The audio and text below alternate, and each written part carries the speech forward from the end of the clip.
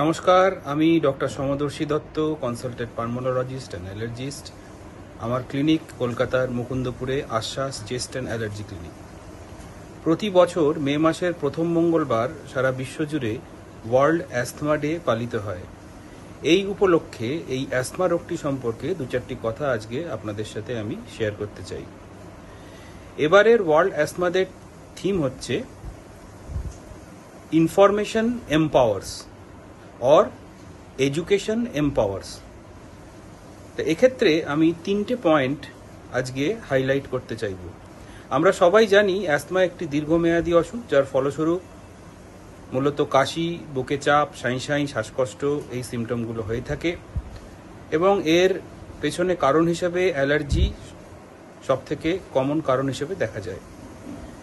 তাই এই এডুকেশন এবং এম্পাওয়ারমেন্ট সম্পর্কে প্রথম আমি বলবো, নো ইয়োর ট্রিগার্স। কোন কোন অবস্থায় আপনার অসুখটি বেড়ে যাওয়ার সম্ভাবনা হয়? ধুলো, ধোঁয়া, উগ্র গন্ধ, ঠান্ডা গরম, হঠাৎ তাপমাত্রার পরিবর্তন, স্ট্রেস, অ্যাংজাইটি, এক্সারসাইজ। বিভিন্ন মানুষের ক্ষেত্রে বিভিন্ন অবস্থা বেশি করে রোগটিকে বাড়িয়ে দেওয়ার দিকে ঠেলে দেয়। তা এই ট্রিগারগুলি বুঝে সেগুলি অ্যাভয়েড করা কিন্তু একটি ভীষণ ইম্পর্টেন্ট পদক্ষেপ এই রোগকে কন্ট্রোল করার জন্য। Number 2, know your inhalers. অনেক রকম ইনহেলার বাজারে রয়েছে। আপনার বিশেষজ্ঞ ডাক্তারবাবুর সাথে কথা বলুন, কোন ইনহেলারটি কখন ব্যবহার করতে হয়, কোনটি নিয়মিত নেওয়ার ইনহেলার অর্থাৎ কিনা কন্ট্রোলার ইনহেলার, এবং কোনটি রিলিভার বা শ্বাসকষ্ট বা কাশি বাড়লে নেওয়ার ইনহেলার সেটি চিহ্নিত করুন। প্রপার ইনহেলার এবং প্রপার টেকনিকগুলোও শিখুন, যেটা কিনা আপনার রোগটিকে ভীষণভাবে কন্ট্রোলে রাখবে। Number 3, know your asthma action plan.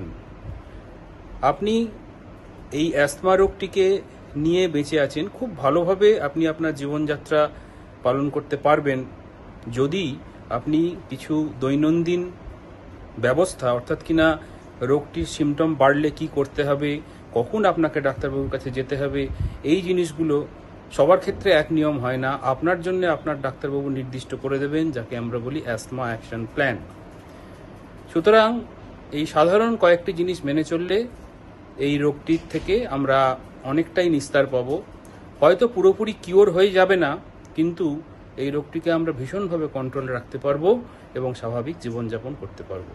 নমস্কার।